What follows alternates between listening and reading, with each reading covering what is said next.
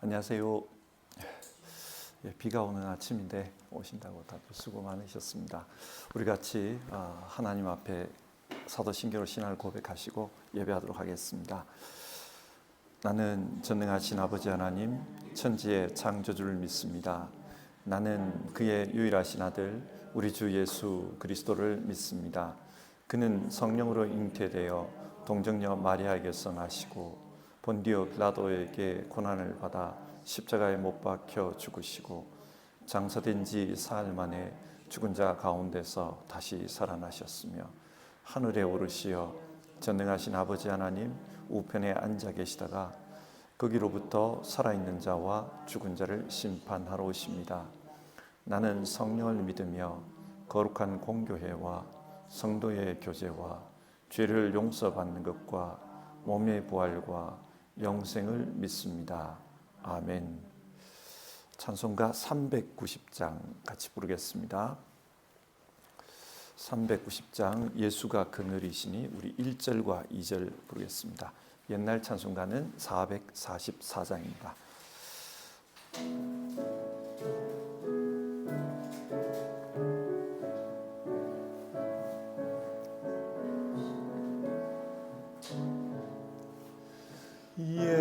예수가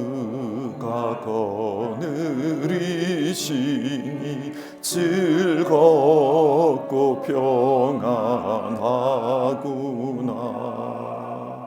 주야의 짜고 깨는 곳 예수가 그늘이시네. 주 날 항상 돌보시고 날 친히 거느리시네. 주 날 항상 돌보시고 날 친히 거느리시네. 때때로 괴로움 당하면 때때로 기쁨 누리네. 풍파 중에 지키시고 평안히 인도하시네. 주 날 항상 돌보시고 날 친히 거느리시네. 주 날 항상 돌보시고 날 친히 거느리시네.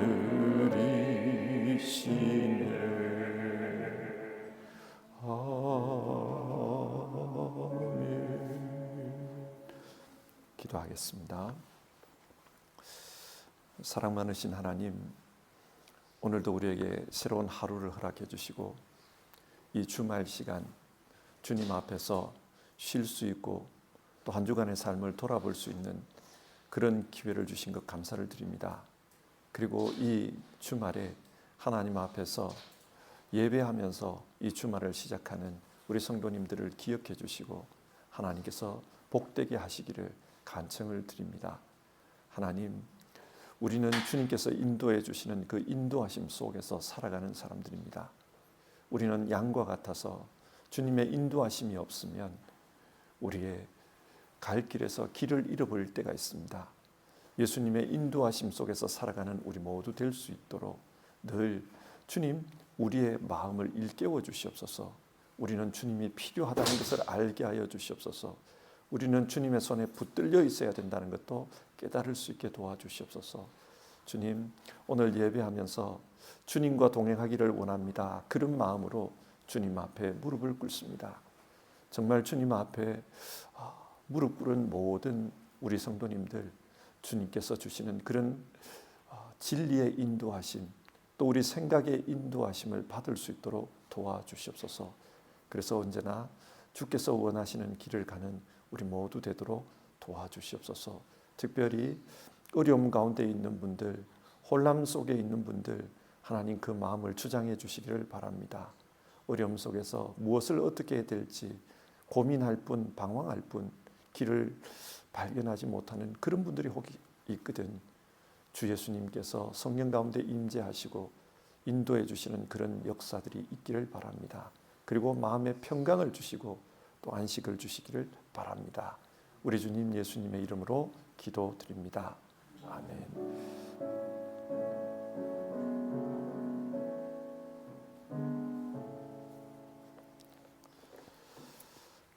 오늘 읽으실 성경 말씀은 사도행전 24장의 말씀입니다.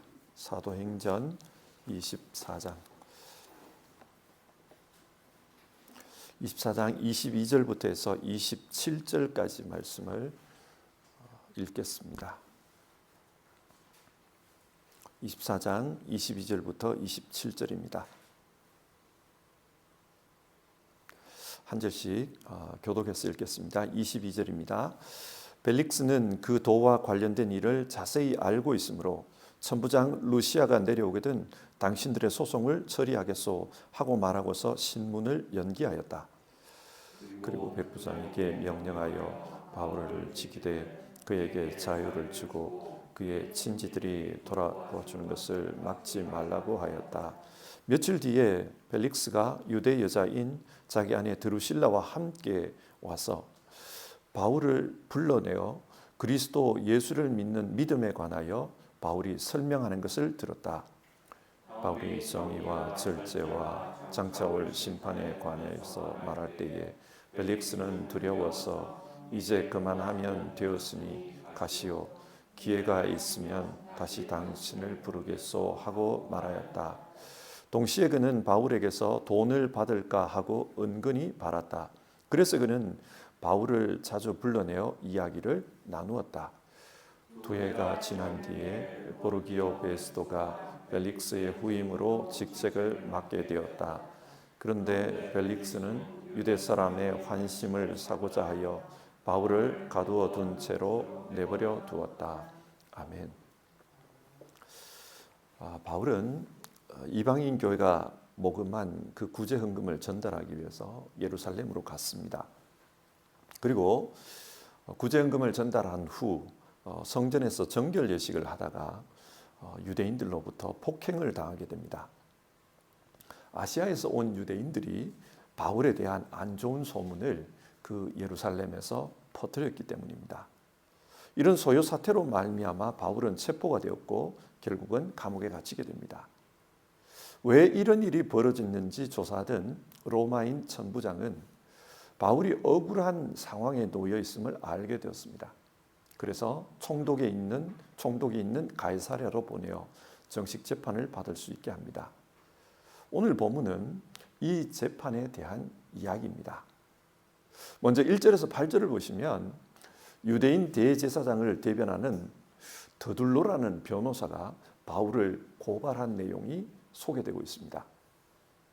바울이 재판을 받는 이유는 근본적으로 신앙 때문입니다. 이방 사람들에게 예수 복음을 전하는 것, 그것이 문제가 되었습니다. 그런데 이런 문제로는 로마 총독에게 재판받을 필요가 없습니다. 지금 이 재판정은 로마의 법을 다루는 곳입니다. 그렇기 때문에 바울이 로마 법에 어긋나는 행동을 했다. 그것을 증명해야 재판이 성립이 됩니다. 그래서 대제사장은 이것을 잘 알기 때문에 자신들의 의사를 대변해 줄 변호사를 데리고 총독 앞에 나타난 것입니다. 그 변호사의 이름은 더둘로입니다. 그런데 한글 성경에는 변호사라고 번역되었지만 이 본문을 헬라어 원문으로 보면은 레토라고 되어 있습니다. 레토르라고 되어 있습니다. 레토르는 웅변가를 의미합니다. 이 사람은 법을 다루는 사람이 아닙니다. 단지 말로서 상대방을 설득시키는 그런 사람입니다. 그런데 말로서 상대방을 설득시키려고 하면은 전제되는 게 있어요. 먼저 논리력이 있어야 됩니다. 그 말을 듣고 논리적으로 맞다. 그래 그 사람 발언이 옳다라고 할 거 아닙니까? 이런 논리력을 가지려고 하면은 많은 지적인 훈련을 쌓아야만 합니다. 그리고 지적인 훈련에 더불어서 뭔가 품위가 있어야 됩니다. 사람들이 볼 때 저 사람은 권위가 있다, 예의가 바르다, 품위가 있다, 그렇게 인정해야 그 사람이 하는 말을 믿어주지, 그렇지 않으면 믿어주지를 않습니다. 자, 이렇게 보면 이 더둘로라는 사람은 논리력이 있는 지식인이라는 것을 알 수가 있고, 또 품격을 갖춘 그런 엘리트라는 것도 우리가 상상해 볼 수 있습니다. 대제사장 아나니아와 유대인의 장로들이 이런 더둘로를 데리고 총독 앞에 나타난 것입니다. 자, 이제 드디어 이 더둘로가 대제사장과 유대 장로들의 의견을 대변해서 고발을 합니다. 이 고발을 하기 전에 뭔가 총독에게 아부하는 발언을 해요. 그게 2절에서 4절에 나오는 내용인데요. 더둘로는 이 총독 때문에 유대 사회가 많이 발전되었다, 이런 말을 합니다. 총독 벨릭스라고 한국 성경에 쓰고 있지만은 독일에서는 펠릭스라 그러잖아요. 펠릭스. 이 사람은 주후 52년에서 60년까지 약 8년 동안 유대의 총독으로 있었습니다. 그런데 실제적으로 이 사람이 그 총독으로 있는 기간 유대 사회는 그렇게 변한 게 없어요. 그저 아부하는 겁니다. 이 사람에 대해서 기록되어 있는 내용들을 보면 뇌물을 받기를 좋아했고 유대인을 무시하는 그런 권위적인 사람이었다고 합니다. 그래서 별로 발전된 게 없었습니다. 그리고 마지막에 이 사람이 그 황제 네로에 의해서 파면을 당하거든요. 근데 파면당할 때 그 죄목이 뭐냐면은 가이사랴에서 헬라인들과 유대인들 사이에 그 충돌이 있었어요. 근데 이 사람은 전적으로 헬라인 편을 들고 유대인들의 의견을 무시해버립니다. 그러자 억울한 유대인들이 로마 황제에게 상소를 올렸고 그게 문제가 돼서 파면되었던 사람입니다. 그러니까 지금 더둘로는 우리 유대를 위해서 큰 일을 했습니다. 대단히 개혁적인 일들을 많이 했습니다. 그렇게 말하지만 사실은 그런 사람이 아니에요. 이 사람은 단지 립 서비스를 하는 겁니다. 자, 그러면 본격적으로 더둘로가 어떤 내용으로 바울을 고발합니까? 대략 4가지가 나오는데요. 첫 번째로 5절을 보시면 이 자는 연병 같은 자요.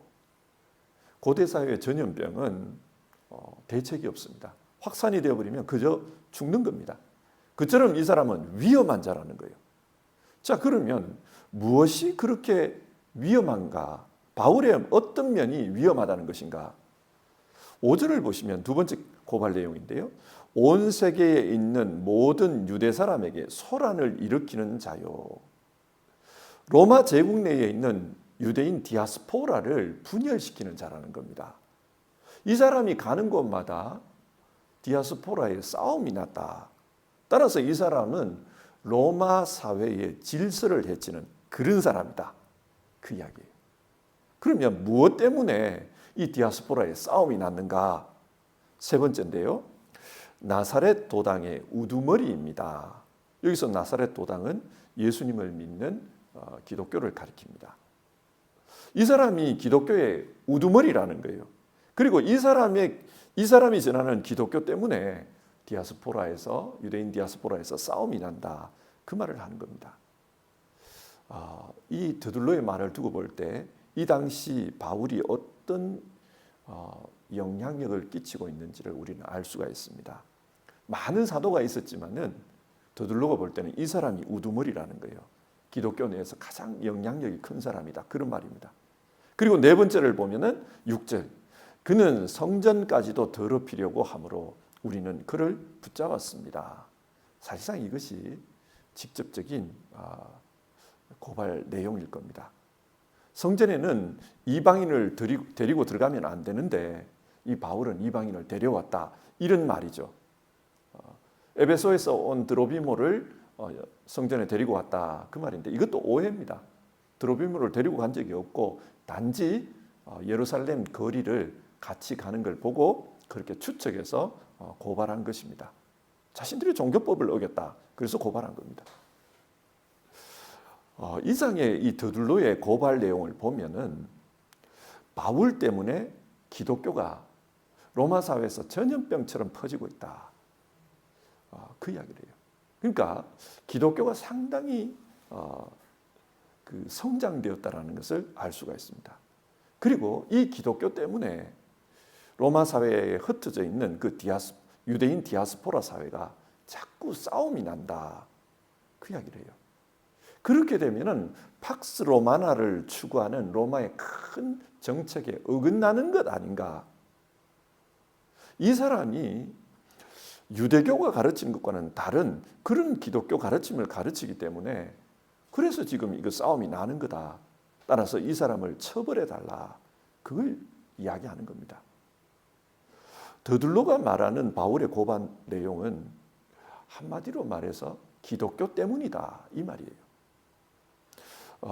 그 기독교로 말미암아서 로마 사회의 질서를 해치고 있다. 이렇게 고발하자 9절을 보면은 유대 사람들이 합세해서 그의 말이 모두 사실이다. 그렇게 주장했다 그래요. 우리식으로 말하면 옳소 그러면서 막 박수를 쳤다 이 말입니다. 세상 속에는 다양한 사람들이 있습니다. 그런데 오늘 성경에 나오는 이런 더둘로와 같은 사람이 있어요. 더둘로와 같은 사람이 어떤 사람이냐? 이 사람은 지식인입니다. 그리고 엘리트예요. 그런데 그런 사람이 단지 돈 몇 푼 때문에 다른 사람을 억울하게 만드는 일을 해요. 우리도 이런 일이 없는지 한번 돌아볼 필요는 있습니다. 우리도 살면서 내 자신의 유익을 위해서 다른 사람을 억울하게 만들지는 않나 한번 생각해 볼 필요가 있어요.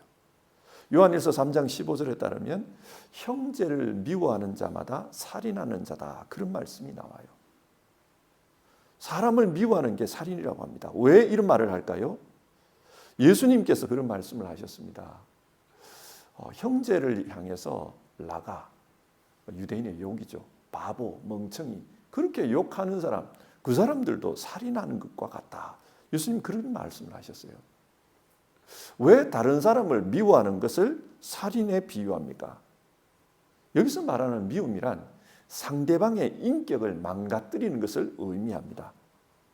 자신의 말로, 자신의 지식으로, 자신의 권위로 상대방의 인격을, 내면을 망가뜨리는 거예요. 큰 상처를 남깁니다. 그래서 자기는 유익을 얻는 겁니다. 우리도 이럴 수가 있어요. 나도 모르게 경쟁사에서 살다 보면 나도 모르게 내가 살기 위해서 내 유익을 위해서 다른 사람의 눈에 피눈물을 흘리게 하는 그런 말들을 하면서 살아갈 수가 있습니다. 그래서 오늘 우리가 이 더둘로를 보면서 나는 어떤 삶을 살고 있나 그것을 한번 돌아보면 좋겠습니다. 두 번째로 이 더둘로의 고발에 대해서 바울이 답변하는 내용이 나옵니다. 그게 10절부터 21절의 내용입니다. 바울은 변호사가 없었어요. 그래서 자기 자신이 직접 자기를 변호합니다. 어떻게 변호하는가? 우선 바울은 예루살렘에 온 지 12일밖에 안 됐다. 그 이야기를 해요. 이렇게 말하는 이유는 지금 유대 지도자들이 말하는 것처럼 예루살렘을 어지럽게 하고 소동을 일으키기 위해서 그렇게 내가 여기 왔다면 그럴 만한 물리적인 시간적 여유가 없었다 이 말입니다. 자꾸 자기를 세상을 소란케 하는 사람으로 몰고 가는데 물어보라는 거예요. 자기는 그럴 만한 시간적 여유가 없었다. 나의 알리바이는 분명하다는 겁니다. 뭐냐? 처음에 와서 사도를 만났어요. 구제금을 전달했습니다. 그때 사도들이 이런 염려가 된다 그 이야기를 해요. 사람들이 당신을 가만히 안 둘 거다. 그래서 정결 예식을 치르고 성전에 가서 제물을 드려라 이야기를 해요. 그래서 정결 예식을 치르기 위해서 7일 동안 정결한 삶을 위해 살았다는 겁니다. 그리고 8일째 성전에 갔다가 붙잡혔다는 거예요. 그런데 무슨 이런 소동을 일으킬 만한 그런 시간적 여유가 있었나 그 이야기를 해요. 만약에 정말 소동을 일으켰다면 증거를 대보라고 합니다. 그런데 바울은 말해요. 아무런 증거도 못 될 거다. 왜냐하면 그런 일이 없었기 때문이다. 그 이야기를 해요. 그러나 바울이 이 드들로의 고발 내용 중에서 인정하는 부분이 있습니다. 그게 뭐냐면 14절과 15절에 나옵니다. 그러나 나는 총독님께 이 사실을 고백합니다. 그것은 내가 그들이 이단이라고 하는 그 도를 따라 우리 조상의 하나님을 섬기고 율법과 예언서에 기록되어 있는 모든 것을 믿는다는 사실입니다. 그리고 나는 하나님께 소망을 두고 있는데 나를 고발하는 이 사람들도 그 소망이 이루어지기를 고대하고 있습니다. 그것은 의로운 사람들과 불의한 사람들의 부활이 장차 있으리라는 것입니다. 바울 자신은 예수님을 믿는 게 사실이라고 합니다. 그리고 그 믿음 때문에 부활을 소망하고 있다. 왜 이 부활을 소망하는가? 자신은 부활하신 주님을 만났다는 거예요. 그래서 그 부활하신 주님이 살아계시고 모든 사람들에게 다시 찾아오셔서 모든 사람들이 살아나는 그런 때를 기다리고 있다. 그 이야기를 합니다. 자신은 이 부활을 믿기 때문에 심판이 있다는 걸 믿기 때문에 선하게 살려고 노력하고 있다. 이런 이야기를 해요. 그래서 당신들이 말하는 것처럼 내가 그렇게 악한 짓을 한 적이 없다. 양심에 끓이끼는 짓을 한 적이 없다. 그 이야기를 합니다. 그리고 17절 이하를 보면 내가 왜 예루살렘에 왔는가? 구제헌금을 전달하러 왔다는 거예요. 이 구제헌금은 유대인들과 이방인 사이에 하나 되게 하는 그런 성격이 있다. 그 이야기를 합니다. 유대인들 중에는 이방인들에게 복음 전하는 것을 반대하는 사람들이 있었습니다. 이방인을 혐오하는 사람들이죠. 그래서 바울은 그걸 알기 때문에 이 구제헌금을 통해서 이방인들이 당신들을 이렇게 사랑합니다. 그걸 보여주고 이방 사회와 유대 사회가 하나 되게 하기 위해서 이런 일을 했다는 겁니다. 따라서 분열을 조장시킨다. 이건 말이 안 된다는 거예요. 그리고 성전에서 정결 예식을 하다가 붙잡혔는데 이야기해 보라고 합니다. 성전에서 내가 소동을 벌인 게 있다면 이야기를 해보라. 증인을 데려와 봐라. 그런 말을 합니다. 그러면서 결국은 사람들은 자꾸 내가 소동을 일으켰다, 선동을 했다 그렇게 말하는데 그게 아니라 신앙의 문제일 뿐이다. 그리고 좀 더 구체적으로는 이 부활을 증거하고 다니는 그것 때문이다. 그렇게 말을 해요. 바울의 변론이 끝났습니다. 드들로가 주장한 것과 바울의 주장은 성격이 다릅니다. 총독은 이 다른 성격에 대해서 분별을 해야만 했습니다. 그런데 총독도 알아요. 이게 종교적인 문제라는 걸 압니다. 그런데 자신이 이 재판에 결론을 내리지 않고 천부장 루시아가 올 때까지 이 재판의 결론을 미룬다. 그렇게 말합니다. 무슨 말이냐면 이 루시아는 예루살렘에 있는 치안관이니까 이 사람한테 물어보면 진짜 소동을 일으켰는지 안 일으켰는지 알 수 있지 않냐. 그 사람이 온 이후에 그 의견을 듣고 판결하겠다 이런 말을 해요. 근데 사실은 이미 루시아로부터 편지를 받았어요. 그 편지 내용이 23장에 나옵니다. 이 사람은 죄가 없다. 그걸 알아요. 그래서 총독은 바울에게 자유를 줬다는 내용이 나옵니다. 친지들이 바울을 돌볼 수 있게 했고 또 사람들 만나는 것을 막지 않았다. 그런 이야기가 23절에 기록되어 있습니다. 오늘 이 바울을 보면서 우리 자신에게 한번 적용을 해봅시다. 우리도 살면서 바울처럼 억울한 상황에 처할 때가 있습니다. 나는 하나님을 믿고 그 믿음에 따라서 선하게 살려고 했습니다. 그런데 다른 사람이 자꾸 그걸 문제 삼아요. 그리고 개인적인 원한을 가지고 이 신앙을 물고 늘어지면서 나를 나쁜 사람으로 몰고 가는 수가 있습니다. 여러분, 성경이 우리에게 뭘 말합니까? 이런 억울한 일을 당할 때 사람이 잘 해결해 주지 못한다는 사실이에요. 그래서 나는 억울하지만 그게 해결 안 될 때도 많습니다. 하지만 하나님의 심판을 믿으라는 겁니다. 하나님은 알고 계십니다. 그래서 때가 되었을 때는 하나님께서 우리의 삶에 대해서 판단해 주시고 심판해 주신다는 겁니다. 오늘 성경을 생각해 보십시오. 오늘 본문에서 이 억울한 일을 당했던 바울은 어떤 판결을 하나님으로부터 받았습니까? 우리는 이 성경을 읽으며 바울이 억울하다고 생각하지 그 사람 진짜 나쁜 사람이라고 생각지 않습니다.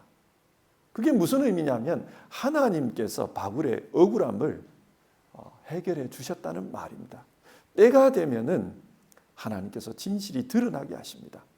우리는 이걸 믿으면서 살아야 합니다. 세상 속에서 때로는 억울하고 때로는 힘들 때가 있지만 하나님께서 보고 계신다. 그것을 믿으며 살아야 합니다. 세 번째로 벨릭스 총독의 이야기가 나옵니다. 22절에서 27절에 나오는 내용인데요.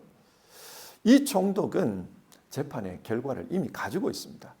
하지만은 바울을 석방하지 않았습니다. 왜 석방하지 않았냐? 이유는 두 가지입니다. 첫 번째는 유대 지도자들의 비위를 맞추기 위해서입니다. 요세푸스와 같은 그런 사람들이 남겨놓은 문헌에 따르면은 당시 이 대제사장들은 유대 총독으로 온 사람들에게 종종 뇌물을 바쳤다는 겁니다. 그리고 그 뇌물을 바친 이후에 자신들이 원하는 뜻대로 이렇게 좀 해달라 그렇게 했다는 거예요. 이런 식으로 이 총독과 대제사장은 한 통 속이 되어서 유대를 다스리고 있었습니다. 따라서 총독의 입장에서 생각해 보면 이 유대 지도자들과의 관계가 깨어지면은 자기가 유대를 통치하는 데 있어서 조금 어려움이 생겨요. 그렇기 때문에 이 유대 지도자들이 원하는 것을 그대로 수용을 합니다. 결과는 알아요. 바울이 억울하다는 걸 압니다. 하지만은 이 유대 지도자들의 그 바라는 것을 안 들어주면 자기에게 손해가 된다는 것도 압니다. 그래서 판결을 내리지 않고 2년 동안이나 미루었다. 2년 동안이나 판결을 미루었다. 그리고 바울은 그 2년 동안 구류 상태에 있었다. 그걸 이야기합니다. 이 또 펠릭스 총독이 선고를 미룬 이유는 두 번째 이유는 26절을 보면 바울에게서 돈을 받을까 해서 그랬다는 겁니다. 바울이 왜 예루살렘에 왔다고 했습니까? 구제금을 전달하기 위해서 왔다고 했습니다. 그리고 이 사람이 그 기독교의 우두머리라고 합니다. 그러면 총독 입장에서는 이 사람을 붙들고 있으면 기독교로부터 돈을 받을 수도 있겠구나. 이 사람 좀 잘 해결해 달라고 그렇게 돈을 받을 수도 있겠구나. 그 생각을 하는 겁니다. 그래서 바울을 붙들고 있는 겁니다. 바울은 감옥에 있는 동안에 이 벨릭스와 그리고 그의 아내인 드루실라를 만나서 여러 번 복음을 전했다. 그 이야기가 기록되어 있어요. 바울이 전한 복음의 내용은 정의와 절제와 심판 이 세 가지 단어로 요약된다고 합니다. 정의가 뭐냐? 하나님의 의입니다. 하나님의 의가 어떻게 이루어지는가?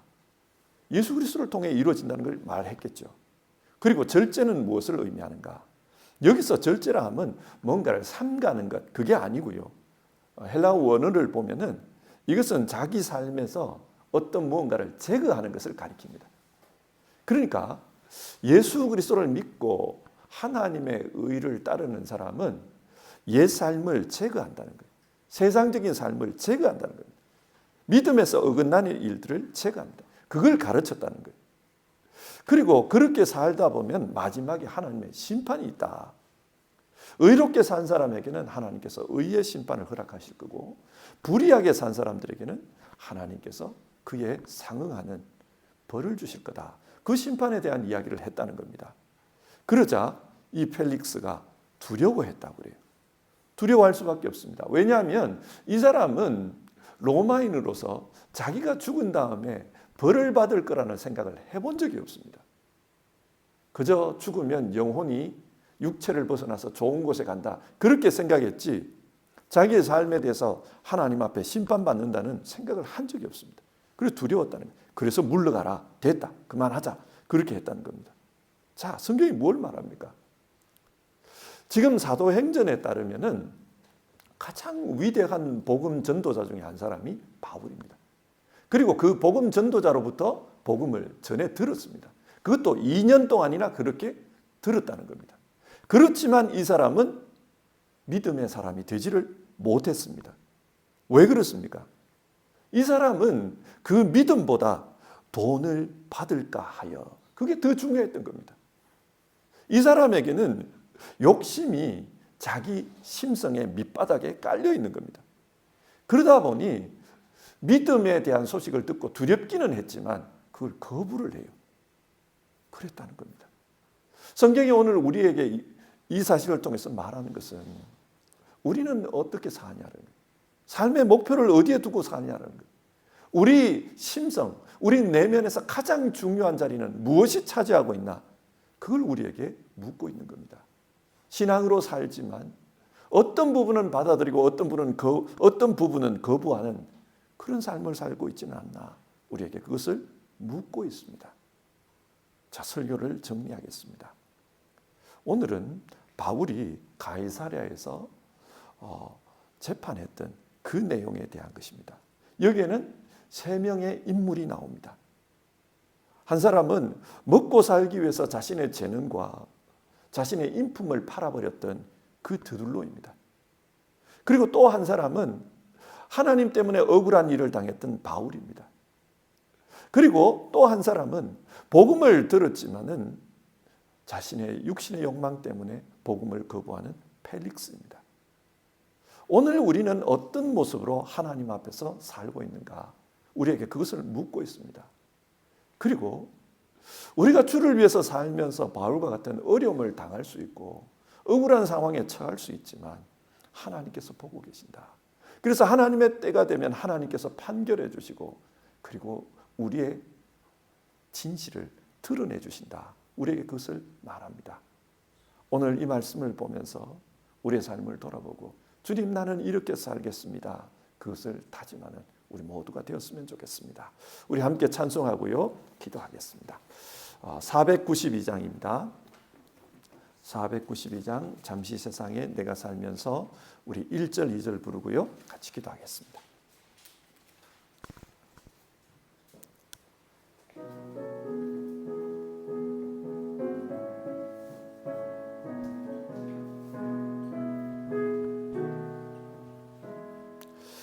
잠시 세상에 내가 살면서 항상 찬송 부르다가 날이 저물어 오라 하시면 영광 중에 나가리 열린 천국 문 내가 들어가 세상 짐을 내려놓고 빛난 멸류관 받아 쓰고서 주와 함께 길이 살리 눈물 골짜기 더듬으면서 나의 갈 길 다간 후에 주의 품 안에 내가 안기어 영원토록 살리로다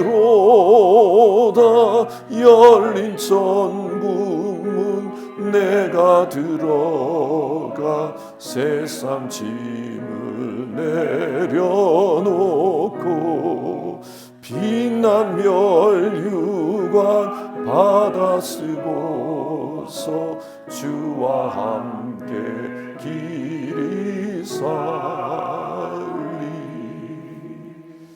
자, 오늘 말씀 생각하면서 우리 같이 기도하겠습니다. 오늘 우리는 바울이 재판받는 그런 이야기를 읽었습니다. 우리가 이 땅에 살면서는 법원이나 혹은 다른 사람 앞에서 재판받는 그런 일이 없었으면 좋겠습니다. 하지만 이 땅의 삶이 끝나고 우리가 하나님 앞에 서게 되면 우리가 어떤 인생을 살아왔는가, 우리는 어떤 사람인가, 그것에 대한 심판이 있다. 성경 그것을 말씀합니다. 그 심판대를 생각하면서 오늘 우리가 기도했으면 좋겠습니다. 먼저는 우리 개인을 두고요. 주님, 오늘 성경은 더둘려 형의 인간, 바울형의 인간, 그리고 펠릭스 총독형의 인간에 대해서 이야기를 하고 있습니다. 내가 어떤 사람, 어떤 모습으로 살아야 되는지 그것을 주님 앞에서 분명히 하고 그 목표를 가지고 달려가는 우리 모두 될 수 있도록 도와주시옵소서. 개인적으로는 우리가 그런 기도를 했으면 좋겠습니다. 그리고 또 우리가 기도했으면 하는 것은 교회 안에서도 그렇고 가정 안에서도 그렇고 또 우리가 살아가는 직장과 사회생활에서도 그렇고 다른 사람을 억울하게 하고 다른 사람의 그 상처를 내는 그런 삶을 살지 않았으면 좋겠습니다. 그리고 내 유익을 위해서 다른 사람의 억울한 것을 알면서도 그것을 그대로 두는 이런 삶도 살지 않았으면 좋겠습니다. 그래서 우리의 교회 생활이나 가정 생활 또 사회 생활이 하나님 앞에서 하나님 원하는 그런 삶으로 살 수 있기를 우리 같이 기도하는 그런 시간을 가져봅시다.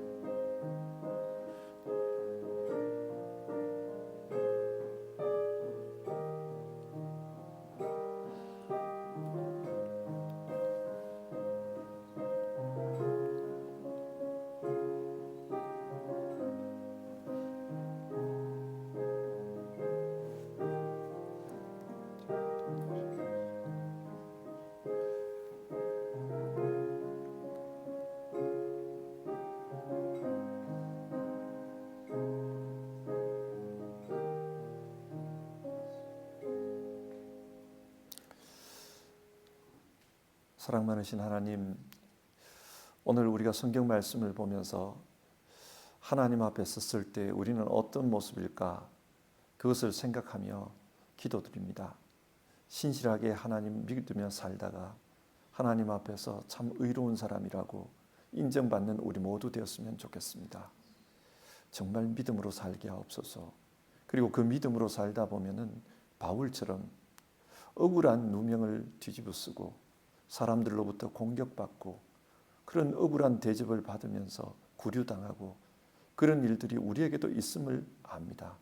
주님, 우리가 이 땅에서 살면서 어려움 당할 때 하나님께서 보고 계신다는 것을 깨닫고 믿음으로서 정말 하나님께서 밝혀주시겠지 그 믿음으로서 우리가 살아갈 수 있게 도와주시옵소서. 하나님 기도합니다. 우리가 이 더둘로나 혹은 펠릭스처럼 그런 역할을 하는 사람 되지 않도록 주님 도와주시옵소서.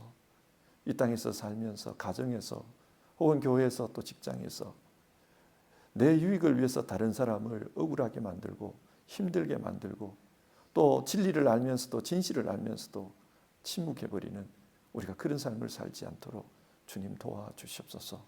주님의 뜻이 우리 믿는 사람들을 통해 이루어지기를 바라고 그래서 주님이 원하시는 그런 공동체가 교회 공동체가 가정 공동체가 또 우리 사회 공동체가 될 수 있기를 바랍니다.